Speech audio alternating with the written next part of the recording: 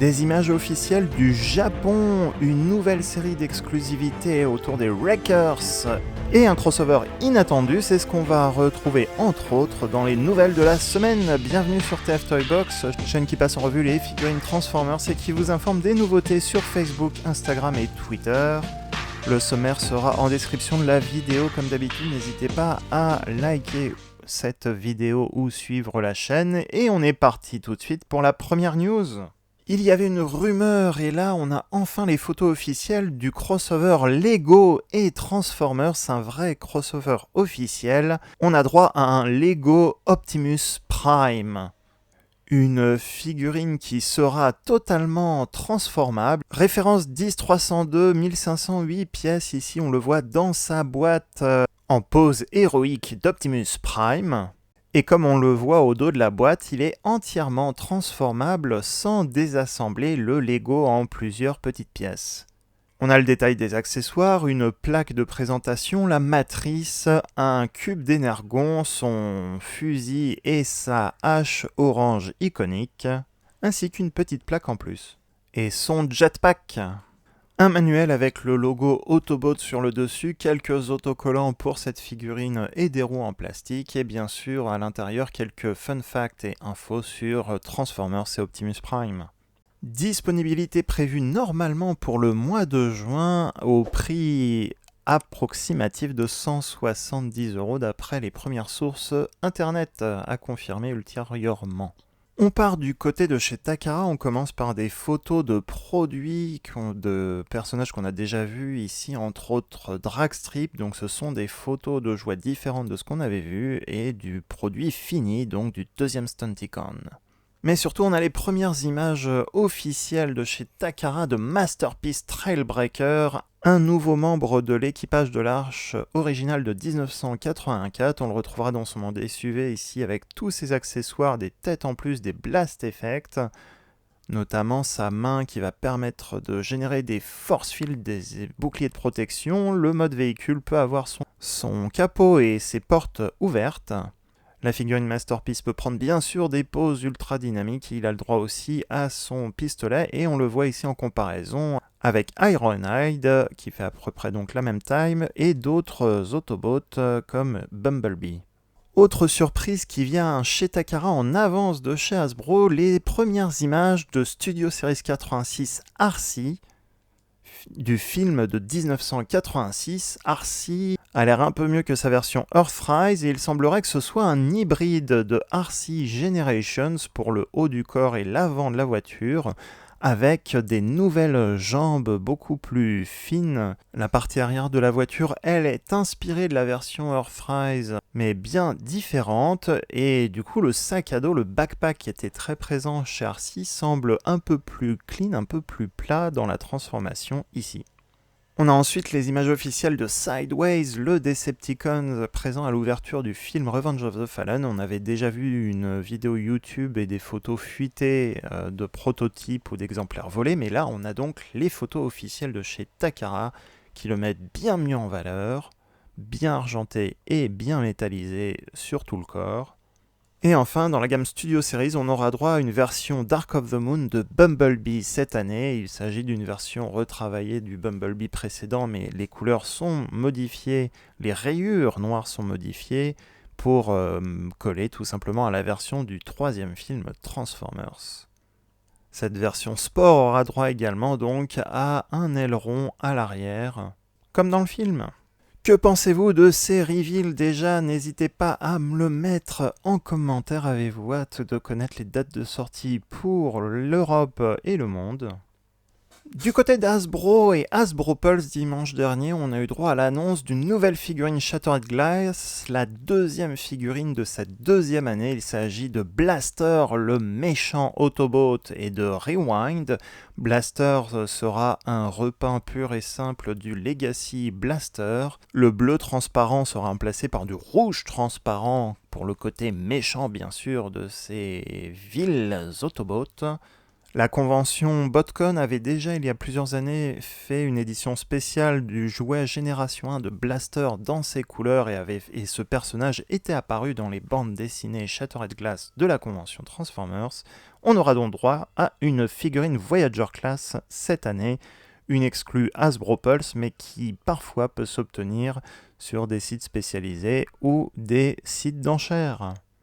Après une gamme exclusive Amazon pendant la série Earthrise, appelée Galactic Odyssey, racontant des aventures de personnages en parallèle de la série Earthrise, et avec donc 5 sets exclusifs. Après la série Golden Disc Kingdom, racontant une histoire alternative à la série Beast Wars saison 2 et 3, mettant en scène Tigatron, Mutant et Terrorzor. Amazon nous sort cette année une nouvelle série de 5 packs autour des Wreckers, l'équipe de commando tout-terrain Autobot. Wreckers marqués particulièrement par leur version des BD comics Marvel UK en Angleterre dans les années 80. 5 packs révélés cette semaine, on a eu droit à un reveal par jour et on a commencé par le chef et un double pack spécial, Impactor et le Fossilizer Spindle. Spindle est une version retravaillée de Paléotrex. Une nouvelle tête de dino, une nouvelle tête de robot, un nouveau torse qui rappelle un Combiner Dinobot Power Core Combiner, un remold satisfaisant pour faire un nouveau squelette de dinosaure et il sera aux couleurs de Impactor. Ça tombe bien puisqu'Impactor était le chef des Wreckers dans les bandes dessinées Marvel de l'époque, c'est même ces BD qui ont créé le personnage, il n'était pas apparu dans le dessin animé avant War for Cybertron, il a donc droit à un nouveau torse et une nouvelle tête qui représente beaucoup mieux le personnage dans les bandes dessinées. C'est donc un beau premier pack, un duo avec des couleurs qui matchent et qui vont être top. Personnellement, j'aime beaucoup les Fossilizers, ça vous le savez certainement. Deuxième annonce, deuxième double pack de cette semaine, Leadfoot et un Mastodon Fossilizer. Leadfoot est un repeint de Mirage Kingdom, le mode terrestre en voiture de course. Master Dominus est également un nouveau Fossilizer mastodonte aux couleurs jaune et noir, qui rappelle fortement le Mastodon Power Rangers, qui d'ailleurs est détenu maintenant par Hasbro, maintenant la licence en tout cas. C'est une version retravaillée de Ractonite, avec une nouvelle tête d'animal squelette et des défenses qui serviront d'armes, une nouvelle tête robot et un nouveau petit accessoire également. Ces Fossilizers conservent leur fonction d'armes et armure pour les autres figurines, comme ici Leadfoot, qui est aussi une figurine War for Cybertron. Leadfoot était un personnage Génération 2. Pourquoi se retrouve-t-il chez les Wreckers ? C'est bien tout simplement parce que dans le film Dark of the Moon, parmi les 3 Wreckers du film, il y avait donc un Leadfoot. IDW a ensuite utilisé le Leadfoot Génération 2 pour l'utiliser rétroactivement dans l'équipe des Wreckers de son époque. D'où sa présence dans ce pack, c'est donc un hommage au jouet Génération 2 Leadfoot des années 90, qui était lui aussi une voiture de course. Troisième reveal du mercredi, donc on a droit à un nouveau Springer. Springer est un soldat bien connu des Wreckers, souvent commandant au second, voire commandant principal de l'équipe de Commando Autobot. C'est une version repeinte pure et simple de la version siège War for Cybertron. Les couleurs sont un peu plus proches des BD, puisque c'est un hommage aux BD, donc le vert sera un peu plus clair, un peu plus pastel, tout comme le vert sur le visage. Je ne l'ai pas encore dit dans cette vidéo, mais tous utilisent apparemment le logo des Wreckers dans les BD de convention BotCon, une version légèrement modifiée du logo Autobot. Quatrième reveal, il s'agit de l'Autobot Bulkhead, là aussi une version repeinte, avec un accessoire en plus pour Bulkhead repeint de la version Legacy, jugé un des moins intéressants de la vague par beaucoup parce que c'est tout simplement un repeint récent vu que Bulkhead vient de sortir actuellement. Alors déjà, pourquoi Bulkhead il n'était pas dans les BD Marvel UK Eh bien tout simplement parce que Bulkhead dans la série Transformers Prime faisait partie des Wreckers. Wreckers de l'univers Transformers Prime certes, mais du coup c'est un bon ajout comme ça à l'équipe existante et il aura donc droit au logo Wreckers à l'avant comme les autres personnages. Les designers ont partagé le fait que la peinture, la décoration de ce bulkhead rappellera Hound du film Age of Extinction. Et il est vrai que quand Bulkhead Legacy est sorti, on s'est dit tiens, le mode véhicule est similaire à Hound dans Age of Extinction. Une décoration militaire avec, en plus, ce n'est pas juste un simple repeint comme Springer, mais il aura le droit à un marteau de Wreckers. Un double hommage puisque Ultra Magnus utilisait le marteau dans certains univers en tant que chef des Wreckers, et aussi ce marteau est le design exactement identique au marteau de l'ennemi de Bulkhead dans Transformers Prime, Breakdown. Dans l'univers Prime, Breakdown donc, Bulkhead a conservé visiblement comme trophée l'arme de son ennemi juré dans l'univers Transformers Prime. Autre fun fact, chaque boîte de cette série contient un morceau pour former un marteau. Alors à l'heure de l'enregistrement de cette vidéo, il y a un peu de confusion. Il paraît que c'est un marteau assemblé, mais Bulkhead a visiblement un marteau. Certains ont propagé la rumeur sur internet qu'il s'agit en fait d'un fond à assembler, un peu comme le fond de l'arche dans les figurines Netflix War for Cybertron. Donc ce sera un morceau de carton à assembler, ce marteau. On en dira plus prochainement.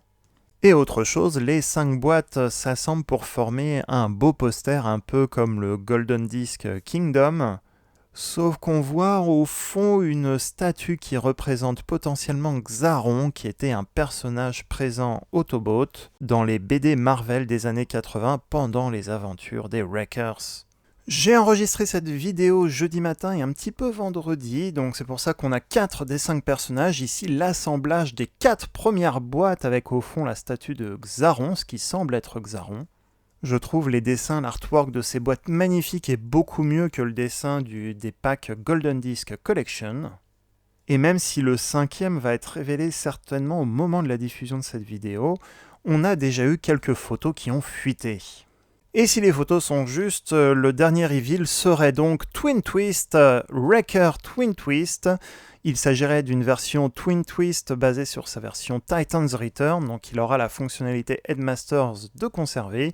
Il a ici les couleurs de sa version Diaclone, ou version mexicaine, je crois, en tout cas une version qui a précédé la version Génération 1.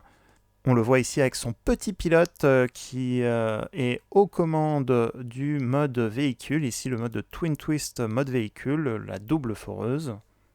Et voici ici son mode robot. C'est peut-être un fake, mais si c'est un fake, c'est quand même bizarre que la statue de Xaron soit visible à l'arrière comme vous le voyez.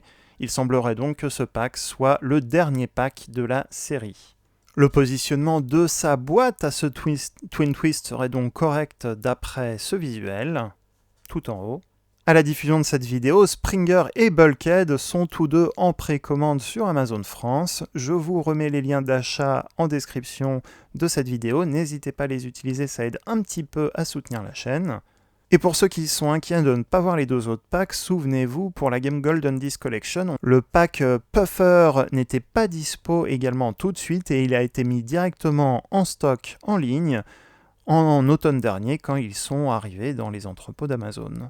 Donc rien n'est perdu. Dernier fun fact pour la route. Certains se demandent quelle est cette route, le socle violet qui a servi à présenter toutes ces figurines Wreckers. Il s'agirait tout simplement du dos de Scorponok Earthrise quand il est allongé sur le ventre. Le Paris Fan Festival, c'était la semaine dernière et c'était génial. Hasbro était présent sur les stands avec également Fulguropop. Il y avait une vente en ligne en live avec beaucoup de cadeaux qui ont été distribués. Il y a également eu des stands de toy photographie. Une vidéo spéciale plus complète arrivera ultérieurement, avec des interviews, mais sachez aussi qu'il y a un 2e concours Hasbro Fulguropop de lancer en toy photographie. Donc restez connectés. Côté sortie de la semaine, cette semaine on a droit à quelques nouveautés chez Magnatoz qui vient de recevoir Kickback et RC figurines Deluxe Class de la vague 1 Legacy. Je pense que ce sont les premiers à les avoir pour la France. Si vous les avez vus ailleurs, n'hésitez pas aussi à me le mettre en commentaire. Ils ont également reçu les Core Class qui avaient déjà commencé à faire un petit peu leur apparition dans certains magasins comme Jouet Club. Et la revue de la semaine, vous l'avez peut-être raté, il s'agit de Deluxe Dragstrip qui a été disponible en petite quantité justement chez Mania Toys. Dragstrip est le premier Stunticon qui va permettre de former Menacor. Lui aussi fait partie de la lagune et devrait commencer à montrer le bout de son nez en magasin. Je vous remets le lien de la revue en haut à droite et en description de la vidéo. Les nouvelles de la semaine, c'est terminé, j'espère qu'elles vous ont plu. Si c'est le cas, n'oubliez pas le pouce positif, ça aide pour la visibilité de la vidéo et ça fait toujours plaisir. N'oubliez pas également de vous abonner à la chaîne pour voir les futures vidéos dans votre flux d'actualité. Si vous voulez aussi choisir le thème d'une future vidéo, n'hésitez pas également à participer au Utip. Je vous remets le lien également en bas et en description de la vidéo. Sur ce, à très bientôt pour de prochaines nouvelles.